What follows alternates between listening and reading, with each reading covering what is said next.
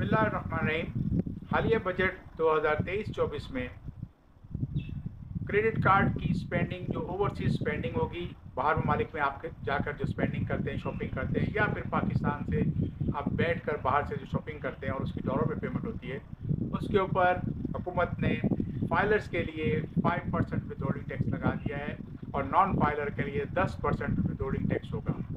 पाकिस्तान में credit card के user को अराउंड 2020 के डेटा के मुताबिक 1.9 मिलियन थे, जबकि debit card user around 27 million है।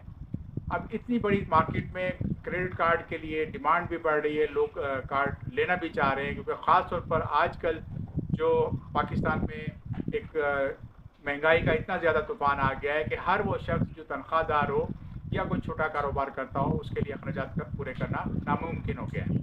और वो अब कोशिश कर रहा है कि पाकिस्तान से में जब भी शॉपिंग कुछ करने जाए तो ज़्यादा से ज़्यादा पेट्रोल पम्प या ग्रॉसरी तो क्रेडिट कार्ड को यूज़ करे, या फिर खाना डाइन आउट करते हैं, रेस्टोरेंट में कहीं जाते हैं तो क्रेडिट कार्ड से स्पेंडिंग करते हैं, ताकि 1 माह के बाद वो अपने बिल की पेमेंट अदा कर सकें और उसके ऊपर कोई फौरी बोझ ना हो। पाकिस्तान में जितनी स्पेंडिंग हम करते हैं रुपए के अंदर, आपको शायद मालूम नहीं होगा कि ये सारी की सारी रिपोर्टिंग इंटरनेशनल पेमेंट गेटवे पे जाती है। जो हमारे कार्ड के ऊपर एक लोगो बना होता है, वीज़ा का लोगो है, मास्टर कार्ड का है, या यूनियन पे का है, अमेरिकन एक्सप्रेस का है, उसके ज़रिए उनको रिपोर्टिंग होती है। और पाकिस्तानी बैंक जो इशू करते हैं क्रेडिट कार्ड आपको, वो उस अमाउंट के ऊपर क्वार्टरली एक अमाउंट डॉलर की शक्ल में फ़ॉरेन पेमेंट्स गेटवे को पहुंचाते हैं। ये पेमेंट पाकिस्तान की इस वक्त सूरत हाल आप देखें तो डॉलर की स्कैरसिटी है, शॉर्टेज है, और इस सिचुएशन में हमारे लिए ये ज़रूरी है कि each and every penny, each cent and dollar जो है उसकी सेविंग की जाए।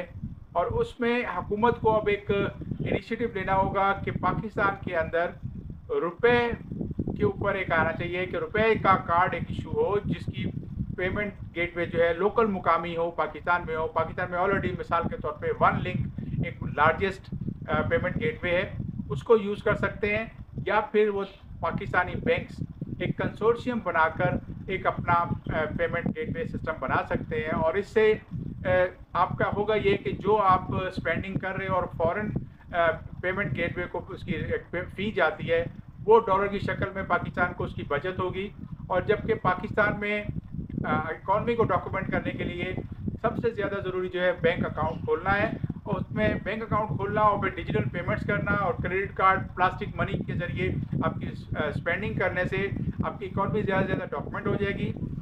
उसके लिए ज़रूरी है कि इस वक्त जो बैंक अकाउंट खोलना एक आम पाकिस्तानी के लिए तकरीबन नामुमकिन होकर रह गया है, उसको आसान किया जाए।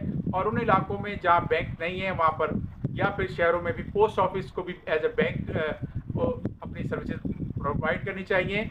और इन सब को लिंक करके उन पाकिस्तानियों का जिनका बैंक अकाउंट होगा या पोस्ट ऑफिस में अकाउंट होगा, उनको आप रुपए का कार्ड जो है वो इशू कर सकते हैं। रुपए कार्ड, इसको रुपी कार्ड ये कह सकते हैं, या आप इसको कोई भी नाम दे सकते हैं। वो करके आप उनकी स्पेंडिंग्स को डिजिटलाइज कर सकते हैं। पाकिस्तान में तकरीबन 90% जो है कैश स्पेंडिंग है। तो इतनी बड़ी कैश स्पेंडिंग होने की वजह से हमारे पास एक्चुअल ट्रांजैक्शन रिकॉर्ड नहीं हो रही, और यही वजह है कि पाकिस्तान में जो नॉन फाइलर्स हैं, जिनको हमने जो टैक्स नहीं देते, उनकी तादाद ज़्यादा है और सिर्फ महदूद तादाद में लोग टैक्स पेयर रह गए हैं। इकॉनमी को जब तक हम डिजिटलाइज नहीं करेंगे और ट्रांजैक्शंस को हम अपनी जहाँ जहाँ ट्रांजैक्शंस होती हैं उसको रिकॉर्ड नहीं करेंगे डिजिटली, और उसको लिंक नहीं करेंगे FBR के साथ, तो हम उस वक्त तक इकॉनमी को डॉक्यूमेंट नहीं कर सकते।